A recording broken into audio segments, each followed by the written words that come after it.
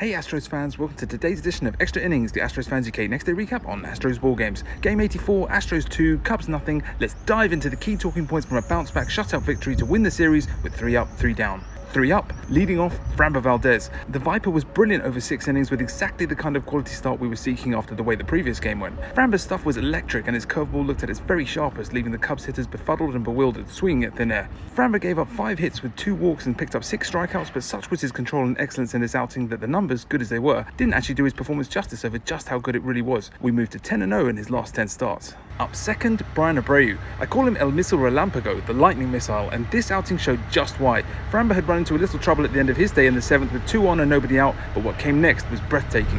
Abreu brilliantly pitched his way through that jam like it wasn't even there, before staying in the game for the 8th and delivering a frighteningly dominant 1-2-3 inning. 2 innings, 4 strikeouts, his high fastball was so powerful he should need a license for that thing.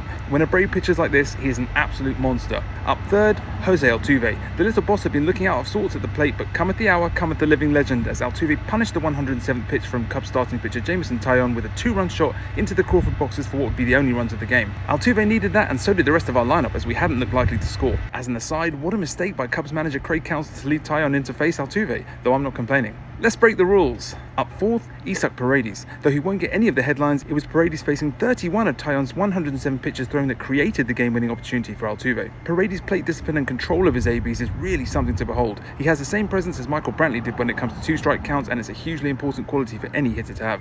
Up fifth, Josh Hader. What a season he's having. Hader came in to get the save and delivered a dominant, flawless performance to continue his perfection and make it 23 saves from 23 opportunities in 2025. That he's able to step into games versus quality opposition and close out tight games in an effortless, nerveless 1-2-3 fashion is massively to his credit. 3 down, first out, hitting inefficiencies. As great as our pitching was, our bats continue to splutter generally overall as a unit. While our pitching is elite enough to continue as we are, it would be great if our bats can help lighten their workload more than they have been. No other negatives from this one. A couple of extra points to finish on. Bounce back bosses. Once again, we showed fantastic strength of character to shake off a rough defeat and achieve a series win. And living by the numbers, undefeated in 11 straight series, 10 wins out of 11 at home, 5-1 versus 2 NL division leaders in the last 2 series, and an MLB best 19-7 in June. It all makes for very happy reading. With the victory, we reached 50 wins for the season, 50-34, still 6.5 games ahead at the top of the AL West, and ready to enjoy an off day to start the week ahead of another road trip, starting off with 3 games versus the lowly Colorado Rockies. That's it for today's Extra Innings, the next day recap. Let me know your takes on the win and the series in the comments. Make sure you're following at AstrosFansUK on all platforms, and I'll catch you soon for the next edition of Extra Innings.